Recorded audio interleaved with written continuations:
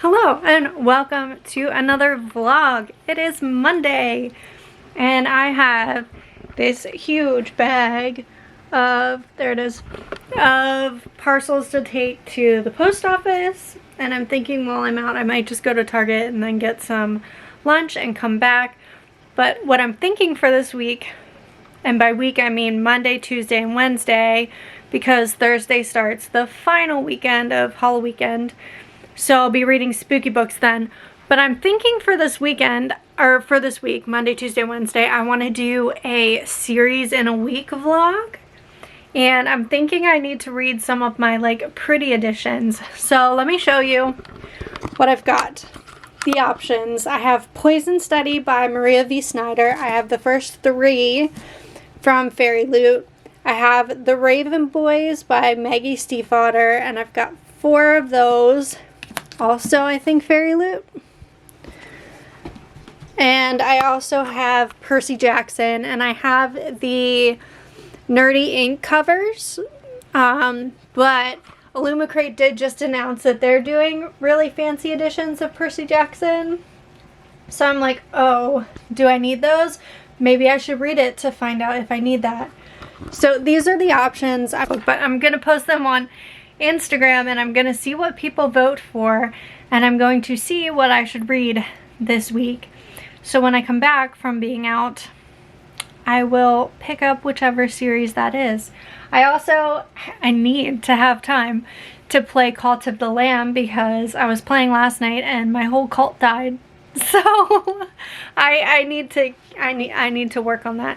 So anyway, I'm gonna go to the post office. I do have these 2 other Pango orders, but I don't have them boxed up yet, so that's gonna be tomorrow's problem. So I'm just gonna post this picture on Instagram, go to the post office, and I will check in later.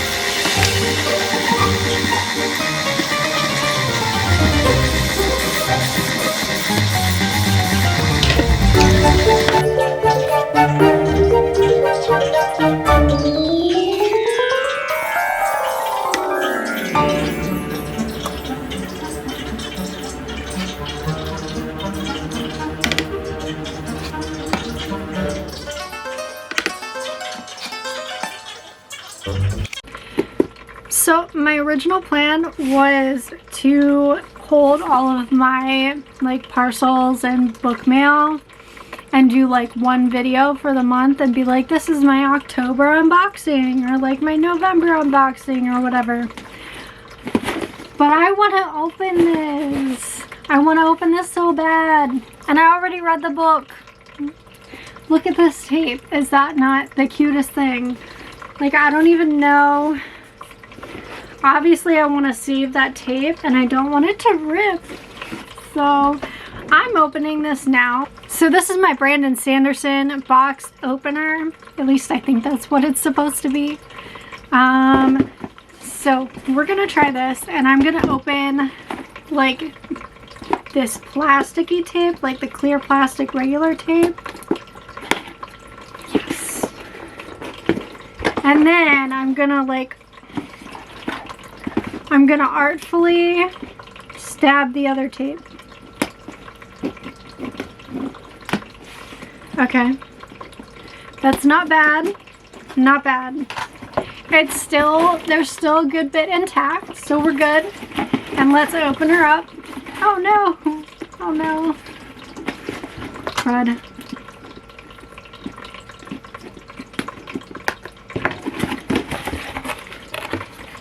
There's squiggles! Oh my goodness. Ah! I'm gonna take like an Instagram picture. Hold on. Okay, so first up, I have Spookily Yours Willow's Pumpkin Spice Coffee Candle. Ooh, and it's got a little coffee bean in it. That's adorable. Oh my gosh. So cute. And I love coffee scented candles, so that is perfect. There's a friendship bracelet, and it says Demon Cat. Oh my god. That is adorable. Oh my gosh. Okay. And then we've got candy corns, which I will eat immediately. I don't care what you have to say. Immediate candy corns are delicious. Then I've got this pumpkin stress ball. Perfection. Okay, and then I did get the tote bag, because, like, do I need tote bags? No. Is this cute? Yes.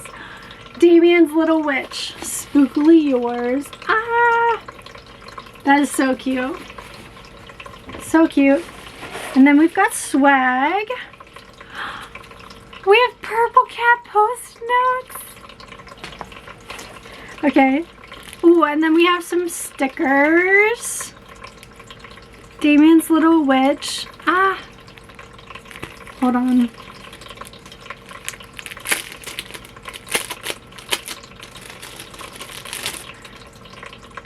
Okay, you can see the little witch. I'm not a cat. The Witch's Brew. So this is the coffee shop that the main character owns in the book. We've got a little cat. Cute. And a little cat on a broomstick. That's adorable. I'm staring at my iPad now. I'm like, ooh, I know where those are going. And we have a bookmark. It says, my mate, my beautiful mate, Willow and Damien, Spookily Yours. And it's on a graveyard, like a gravestone. Okay. And then we have art prints. Ah! Okay, so we've got this witchy art print. We've got this bookish, witchy, and cat art print. And we got the cover of the book. How stinking cute. And this has all the information on the back. Ooh, which there's actually like a sci-fi romance on here. I'm like, ooh, what is this? I'm gonna go download that. Oh my goodness. So cute. So there's a whole series. And then Spookily Yours is the one that I read. I did get an arc of it. But like, I think I would have read it regardless. Okay. And look at those edges. So the top, it starts orange, and then it goes orange to pink to purple. Oh my goodness. So here's the front, Spookily Yours. And here's the back. It says, my cat is a demon. No, that's not a joke. An actual real live demon. And he needs to help. He needs my help to break his curse. Somehow, he ends up living with me, and the closer we get, the more I realize he might not be so bad after all. There's only one problem. I think I'm falling in love with him. Spookily Yours is a spicy, open-door, Halloween-themed novella featuring witches, demons, and lots of pumpkin references. This book is like Halloween Town if you took Marnie, original Marnie, by the way, and Cal, and they had a relationship, but like Cal doesn't end up being evil in the end. Okay, so it's like their off-screen relationship because, you know, the actress that played Marnie and the actor that played Cal are together in real life, which is so cute.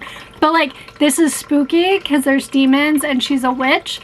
And also she runs like this coffee shop in this, I don't remember if it's actually Salem or if it's, no, it's a different town.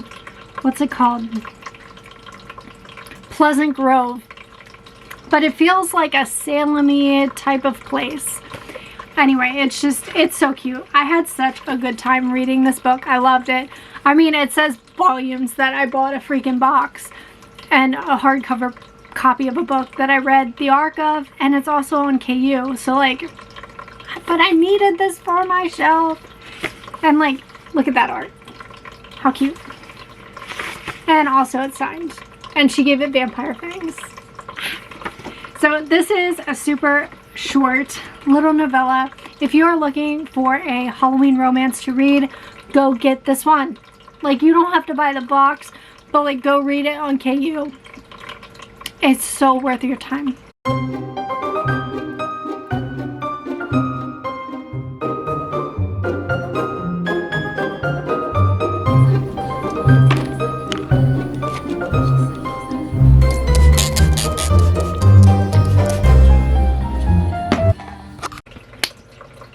So I have a vlog update. I decided to do some late night sprints on my channel because I wanted to see if the internet would actually like run things, and it is.